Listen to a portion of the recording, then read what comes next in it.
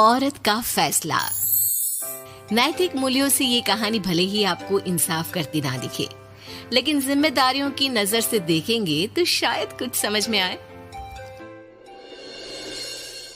ये क्या है बहू, सुबह से घर का काम करती रहती है, फिर ऑफिस जाती है और बच्चों में लगी रहती है। अरे ऑफिस क्यों नहीं छोड़ देती, या फिर घर के लिए कोई नौकरानी रख ले। कैसी बात कर रही है माँ, जानती तो है ना अभी इनके ऊपर कितना लोन है। थोड़ा ही सही मदद कर देती हूँ तो अच्छा लगता है, और अभी उनको मेरे पैसे की जरूरत भी तो है। सुधा चंदर को बचपन से प्यार करती थी। एक ही मोहल्ले में खेल कूद कर बड़े हुए दोनों। जहाँ सुधा संपन्न परिवार से थी तो वहीं चंदर का परिवार आर्थिक परेशानियों से जूझता ही रहा। लेकिन सुधा की जिद के आगे किसी की नहीं चली। सुधा, कल ऑफिस जल्दी जाना है और 2 दिन के लिए गुजरात ऑफिस के काम से भी जाना होगा। अरे कैसी बात कर रहा है बेटा, बहू को अगले महीने बच्चा होने वाला है, इस वक्त तो उसके साथ रहे। अरे कोई बात नहीं ना माँ, उनको जरूरी काम होगा, वरना मेरा चंदर ऐसे वक्त में मुझे छोड़कर कभी नहीं जाता। चंदर सुबह घर से निकलता तो आधी रात को घर में घुसता, वो भी शराब के नशे में। चंदर की माँ उसे खूब समझाती। अरे माँ, देख रही हो ना कितना कर्जा है सर पर, काम करना पड़ता है। दिन रात काम नहीं करूँगा तो घर कैसे चलेगा।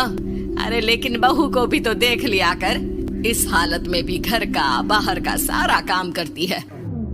चंदर तो जैसे माँ की बात सुनकर भी अनसुना कर देता है। ऑफिस के बाद चंदर का फोन माँ के पास आता है। माँ, वो ऑफिस के काम से आज रात के लिए पास के शहर के ऑफिस जाना पड़ रहा है, कल सुबह आ जाऊंगा।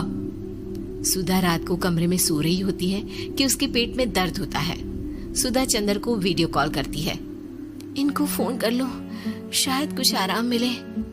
लेकिन 10 बार फोन करने पर भी वो सुधा का फोन नहीं उठाता। ऑफिस के काम से गए हैं, हो सकता है बिजी हो। कितनी मेहनत कर रहे हैं हम लोगों के लिए। सुधा सो तो जाती है, लेकिन अकेले उसे कमरे में डर लगता है। अगले रोज चंदर घर आता है, जहाँ सुधा ऑफिस जाने के लिए तैयार हो रही थी। तुम आज भी ऑफिस जाओगे?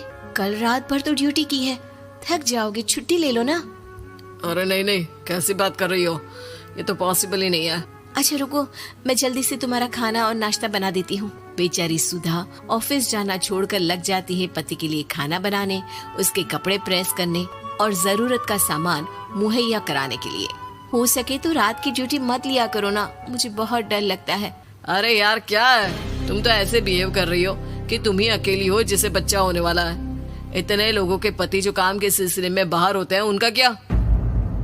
सुधा को चंदर के मुंह से ये बातें अजीब लगती है। अरे हुआ क्या है तुमको? पहले तो तुम मेरा कितना ख्याल रखते थे, मेरे पास रहते थे, मेरी दवा से लेकर खाने पीने तक का सारा ख्याल। और अब इस बार तो तुम एक दफा भी मेरे साथ डॉक्टर के पास नहीं आए, क्यों? अरे पागल हो गई हो क्या? पागल वाली बात कर रही हो।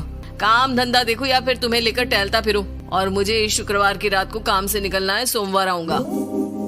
सुधा को समझ में नहीं आता कि क्यों अचानक से चंदर को फील्ड का काम मिल गया है। लेकिन एक दिन, सुधा, मैं और चंदर जरा एक रिश्तेदार के घर जा रहे हैं, तुम भी तैयार हो जाओ, घर में अकेली कैसी रहोगी। अरे नहीं नहीं, इस हालत में इसे लेकर जाना ठीक नहीं है। अरे लेकिन मैं ऑफिस भी तो जाती हूँ, फिर घर में अकेले। चंदर उसकी कोई बात नहीं सुनता। वो सीधा कार निकाल कर माँ को लेकर चला जाता है। सुधा घर के काम में लग जाती है कि अचानक उसकी नजर चंदर के बैग पर पड़ती है, जिसमें एक कागज दिखाई देता है। इनके कागज भी ना इधर उधर फैले होते हैं, एक भी खो जाएगा तो बवाल करेंगे।